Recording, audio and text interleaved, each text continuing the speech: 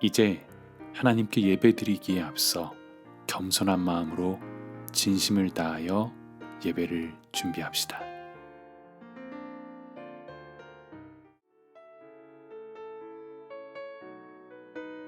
나는 전능하신 아버지 하나님, 천지의 창조주를 믿습니다. 나는 그의 유일하신 아들, 우리 주 예수 그리스도를 믿습니다. 그는 성령으로 잉태되어 동정녀 마리아에게서 나시고 본디오 빌라도에게 고난을 받아 십자가에 못 박혀 죽으시고 장사된 지 사흘 만에 죽은 자 가운데서 다시 살아나셨으며 하늘에 오르시어 전능하신 아버지 하나님 우편에 앉아 계시다가 거기로부터 살아있는 자와 죽은 자를 심판하러 오십니다. 나는 성령을 믿으며 거룩한 공교회와 성도의 교제와 죄를 용서받는 것과 몸의 부활과 영생을 믿습니다. 아멘.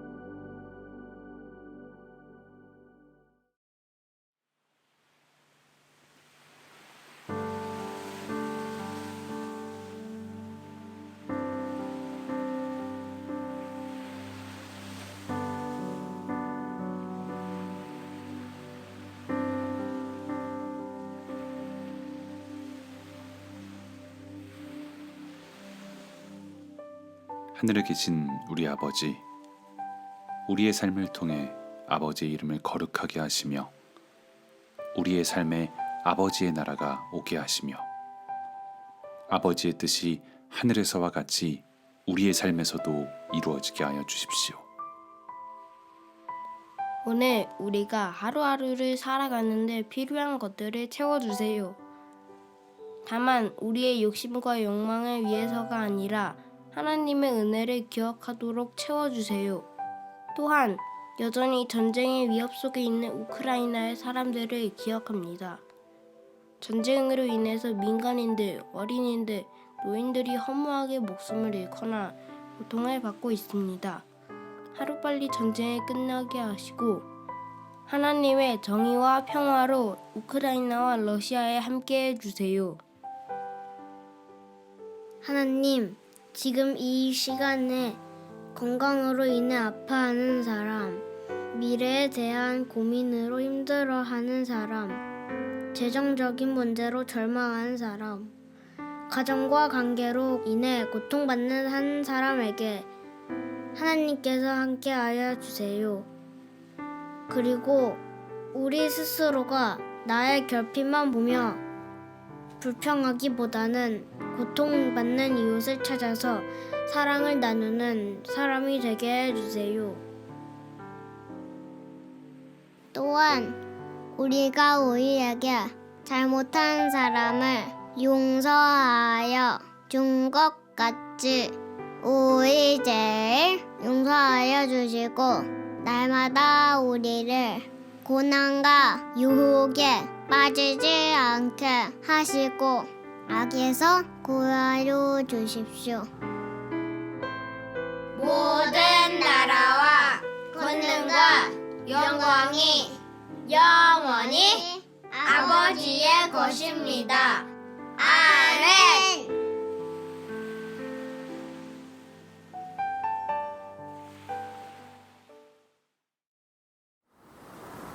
안녕하세요, 나그네 여러분. 나그네 최성기 목사입니다. 오늘은 여기 심곡항 드라이브 코스에 나왔습니다. 제가 강릉에 와서 운전해서 가장 많이 와본 곳인 것 같아요. 저희 강릉 집에서 여기가 차로 한 35분 정도 걸리는 거리인데 짧은 거리는 아니죠. 근데 여기 너무 바다 가까이에서 바다에 거의 붙어서 운전하는 기분이 들어서 제가 굉장히 좋아하는 길이에요. 봄, 여름, 가을, 겨울, 비가 올 때도 눈이 올 때도 화창할 때도 너무 더울 때도 너무 추울 때도 왔었었고, 예전에 제가 드론을 잃어버리기 전에는 자주 여기서 드론 촬영도 했었던 곳이에요. 바다도 너무 예쁘고 길도 너무 예쁜데, 혹시 차를 가지고 운전해서 강릉 여행을 하시는 분들은 여기 심곡항 꼭 한번 운전해 보시길 추천드립니다. 운전해서는 뭐 5분 정도밖에 안 되는 거리이긴 한데 중간에 차 세워놓고 조금 걸어보시기도 해도 좋고, 반대쪽으로는 부채길에 산책도 할 수 있으니까 거기도 참 좋습니다. 꼭 진짜 추천드립니다. 너무 좋아하실 거예요. 오늘 하나님께서 우리에게 주시는 말씀은 누가복음 17장 5절부터 10절의 말씀. 사도들이 주님께 말하였다. 우리에게 믿음을 더하여 주십시오. 주님께서 말씀하셨다. 너희에게 겨자씨 한 알만한 믿음이라도 있으면 이 뽕나무더러 뽑혀서 바다에 심기어라 하면 그대로 될 것이다. 너희 가운데서 누구에게 밭을 갈거나 양을 치는 종이 있다고 하자. 그 종이 들에서 돌아올 때에 어서 와서 식탁에 앉아라 하고 그에게 말할 사람이 어디에 있겠느냐. 오히려 그에게 말하기를 너는 내가 먹을 것을 준비하여라. 내가 먹고 마시는 동안에 너는 허리를 동이고 시중을 들어라. 그런 다음에야 먹고 마셔라 하지 않겠느냐. 그 종이 명령한 대로 하였다고 해서 주인이 그에게 고마워하겠느냐. 이와 같이 너희도 명령을 받은 대로 다 하고 나서 우리는 쓸모없는 종입니다. 우리는 마땅히 해야 할 일을 하였을 뿐입니다. 하여라. 아멘. 오늘 본문에 앞서서 1절부터 4절에서 예수님은 두 가지 명령을 하십니다. 첫 번째로 다른 사람을 걸려 넘어지게 하지 말아라. 작은 사람들 중 한 명이라도 걸려 넘어지게 하느니 차라리 목에 큰 맷돌을 매달고 바다에 빠지는 게 나을 것이다. 또한 두 번째로는 믿음의 형제가 죄를 짓거든 꾸짖고 그가 회개를 하거든 용서해라. 하루에 7번이라도 죄를 짓고 돌아와 회개하면 용서해라.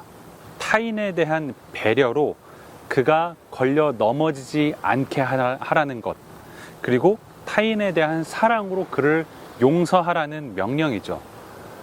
이 말씀은 그렇게 하면 좋을 거야가 아니라 그렇게 해라라는 명령이고, 당연히 우리 모두가 알다시피 이러한 명령에 대한 실천은 정말 어렵습니다. 예수님의 말씀을 듣고 있던 제자들도 어려운 명령인 것을 알았는지 바로 이렇게 대답합니다. 우리에게 믿음을 더하여 주십시오. 믿음이 없이는 이웃을 배려하거나 용서하는 일이 너무나도 어렵다라는 것을 스스로도 알고 있었던 것이죠. 그러자 예수님은 말씀하십니다. 너희에게 겨자씨 한 알만한 아주 작은 믿음만 있어도 뽕나무에게 뽑혀서 바다에 심겨라 하면 그대로 될 것이다. 이웃을 배려하여 넘어지지 않게 하는 것. 이웃의 반복된 잘못을 계속 용서하는 것. 이건 정말 뽕나무더러 야, 너 이제 바다에 심겨라 라고 말하는 것 같은 일입니다. 그렇게 말했는데 정말로 뽕나무가 바다에 심기는 것 같은 그런 불가능한 일, 도저히 일어날 수 없는 것 같은 일입니다. 그만큼 우리는, 사람은 타인을 배려하고 용서하는 것이 불가능에 가까운 일이죠. 하지만 하나님을 믿는 믿음이 있다면 그 일이 실현됩니다. 즉, 이웃 배려와 용서, 이웃 사랑은 불가능한 일이지만 믿음만 있다면 그 불가능이 가능하게 된다는 뜻이죠. 그리고 그렇게 될 때 우리는 위대한 사랑을 경험하게 됩니다. 우리 안에 위대한 일이 일어나게 된 거죠. 어찌 보면 사람이 할 수 있는 가장 위대한 일, 그것은 내가 아닌 타인을 배려하고 그를 용서하는 일, 내가 아닌 타인을 위해서 타인을 사랑하는 일일 것입니다. 그런데 예수님은 여기서 말씀을 맺지 않으시고 계속해서 이어가십니다. 바로 주인과 종의 비유를 말씀하시는 거죠.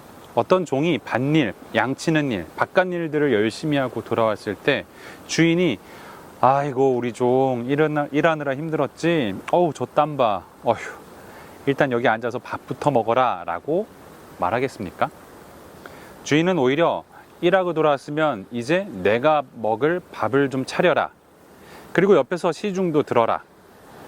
내가 다 먹고 난 다음에 그 다음에 너도 먹어라. 분명 이렇게 말할 것입니다. 어찌 보면 말할 필요도 없이 당연한 거죠. 그리고 이러한 주인의 명령을 종이 다 따랐다고 해서 주인이 와 종아 진짜 고맙다 라고 말할 필요도 없습니다. 주인과 종은 그런 관계가 아닙니다. 종은 주인이 하라는 대로 한 것이니 대단하거나 위대한 일을 한 것은 아닙니다. 어찌 보면 종은 주인의 명령에 따랐으니까 뿌듯할 수 있지만 어찌 보면 당연한 일이기도 한 거죠. 종은 종으로서 해야 하는 일을 마땅히 한 것뿐입니다. 예수님은 우리에게 그렇게 말씀하시는 겁니다. 너희들이 이웃이 걸려 넘어지지 않도록 배려하는 것, 너희들이 하루에도 7번씩이라도 용서하는 것이 너무나도 힘든 일, 불가능한 일, 그래서 인간으로서 할 수 있는 가장 위대한 일이라는 것을 안다. 하지만 그렇다고 그 일을 너희가 한 다음에 하나님을 너희들의 빚쟁이처럼 생각해서는 안 된다. 하나님께 너희들이 뭔가를 해줬다라는 생각을 가져서는 안 된다. 너희들의 위대한 일은 사실 마땅히 해야 할 일이며 당연한 일이다. 그렇기에 누군가를 힘겹게 용서하고 너희들의 힘으로는 도저히 할 수 없는 사랑과 배려를 베풀었을 때 하나님 앞에서 너희들의 위대함을 드러내려고 하기보다는 그저 당연한 일을, 마땅히 해야 할 일을 했을 뿐이라고 고백해라. 그저 하나님께서 시키신 대로 했을 뿐이라고, 이미 예수님께서 우리에게 베푸신 일을 따라한 것뿐이라고 고백해라.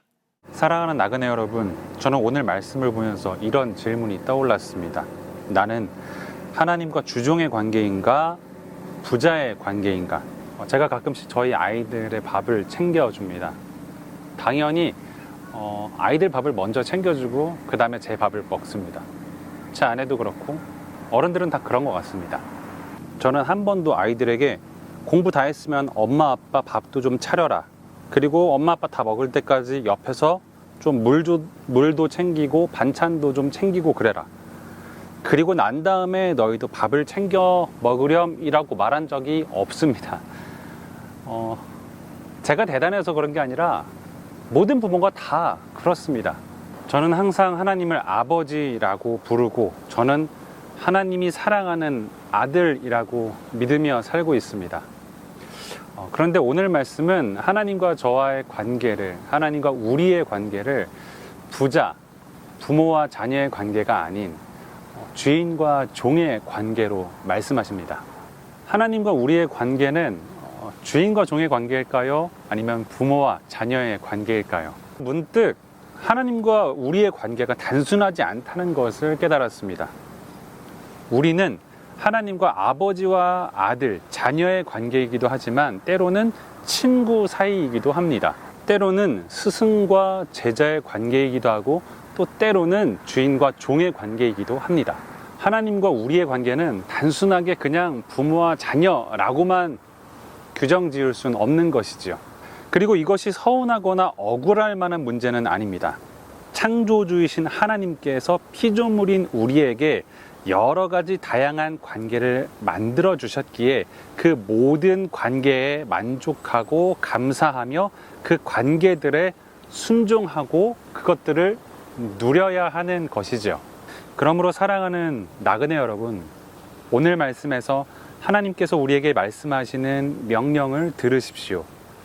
우리가 도저히 우리 힘으로 할 수 없는 일, 그래서 우리가 할 수 있는 일 중 가장 위대한 일, 이웃을 배려하고 끝없이 용서하는 일에 순종하십시오. 그리고 위대한 일을 이루십시오. 이미 우리를 끝없는 사랑으로 배려하고 용서하신 예수 그리스도를 기억하고 따라가십시오. 하지만 이 위대한 일이 당연하고 마땅한 일이라는 것을 기억하십시오. 내가 해냈다, 하나님께서 명령하신 것을 내가 이루었다, 하나님께 해줬다라는 생각을 버리십시오. 이 사랑의 실천을 아무렇지 않게 당연하게 마땅히 해야 할 일을 한 것뿐이라고 고백하십시오. 하나님은 이러한 우리의 고백을 기쁘게 받으실 것입니다. 하나님 아버지 감사합니다. 오늘도 예배를 통해 하나님께는 영광을 올려드리고 우리는 하나님의 은혜를 또 사랑을 받아 누리게 해주셔서 감사드립니다. 하나님, 우리는 이기적인 죄인입니다. 우리의 힘으로는 도저히 이웃을 보살피지도 못하며 우리의 능력으로는 이웃을 용서하기가 싫습니다. 예수님께서는 이미 우리를 그렇게 사랑하셔서 우리를 일으키시며 반복되는 회개를 항상 매번 용서하시는데 정작 우리는 그 사랑을 얼마나 실천하고 있는지 되돌아봅니다. 이 사랑을 실천하는 것이 마치 말 한마디로 나무를 바다로 옮기는 것처럼 저희에게는 불가능처럼 기적처럼 위대한 것처럼 느껴집니다. 하지만 하나님, 이 위대하고 놀라운 일에 순종했다고 마치 하나님께 내가 해줬다는 듯 우리의 콧대를 높이며 교만하지 않겠습니다. 순종하고 또 겸손하겠습니다. 끝까지 겸손하게 마땅히 해야 할 일, 당연히 해야 할 일을 했다는 것을 기억하며 예수님께서 가신 길을 따라 걷는 나그네가 되겠습니다. 감사합니다. 이제는 우리의 구원자 되시는 예수 그리스도의 은혜와 아버지 되시는 하나님의 사랑과 도움이 되시는 성령님의 함께하심이 우리에게 베푸신 사랑을 이웃들에게 실천하고 그저 마땅히 해야 할 일을 한 것뿐이라고 고백하는 모든 나그네들과 아직도 계속되고 있는 전쟁의 절망 속에서도 반드시 참 평화와 정의가 올 것이라는 믿음으로 지금도 그리고 끝까지 기도하며 싸우고 있는 우크라이나의 사람들에게 지금부터 영원히 함께 하시기를 간절히 축복합니다. 아멘.